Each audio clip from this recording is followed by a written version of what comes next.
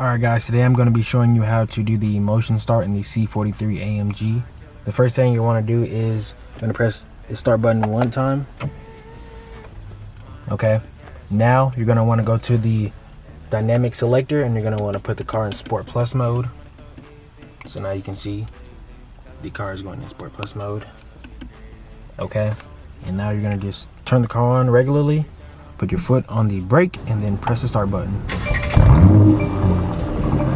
Now you can see the car is still in Sport Plus mode. So now you guys can see that it has the Sport Plus suspension and it also has the AMG Performance Exhaust turned on.